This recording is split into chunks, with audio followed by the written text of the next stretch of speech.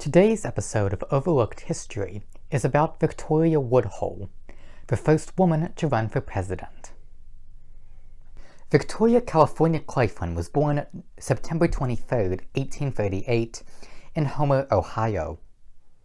Her father has been described as a petty criminal. She first went to school when she was 8. 3 years later, her father was accused of arson and insurance fraud. Her family had to leave town. Victoria never attended school again. She and her sister, Tennessee Claflin, became interested in spiritualism. The two became somewhat wealthy, acting as mediums. When Victoria was 15, she was married to Dr. Canning Woodhull, who she soon discovered was an alcoholic. They had 2 children and divorced in 1865. In 1870, Victoria and her sister Tennessee moved to New York City to serve as mediums for Cornelius Vanderbilt. They became good friends, and Vanderbilt allegedly proposed to Tennessee. With Vanderbilt's help, the sisters opened a brokerage firm called Woodhull, Claflin and Company, and became the first female stockbrokers. They became very wealthy, and used some of the money they had earned to create one of the first newspapers published by women. It was called Woodhull and Claflin's Weekly. Using the paper, the sisters published their political views. They voiced their support for women's suffrage, vegetarianism, and women's clothing reform.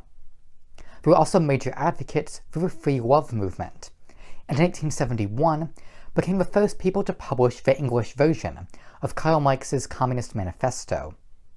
In 1871, Woodhull became the first woman to address a congressional committee, when she argued that the 14th and 15th Amendments gave women the right to vote. Woodhull became a divisive figure of the women's suffrage movement. Some praised her efforts, but others, such as Susan B. Anthony and Harriet Beecher Stowe, disliked her. On May 10, 1872, the newly formed Equal Rights Party nominated Woodhull for president. She chose former slave and abolitionist Frederick Douglass as her running mate. Douglass never officially accepted the nomination, and it's not clear if they'd ever even met. Her candidacy was mostly considered a joke, and few took her seriously. In addition, according to the United States Constitution, the president must be 35 years old at the time of their inauguration. Woodhull would have only been 34 if she were elected, so in fact she wasn't even eligible to run. Despite this, she is still considered the first female presidential candidate. In November of 1872, Woodhull's newspaper published a scandalous article about a prominent preacher.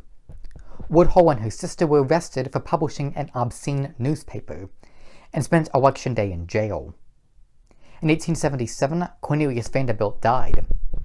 His son, William feared Woodhull and Claflin might claim part of a dead tycoon's fortune, so he offered the sisters $1,000 to leave the country. They accepted the offer and moved to England. Victoria Woodhull died there in 1927. Victoria Woodhull's campaign for president has been largely forgotten, in part because she received very few votes.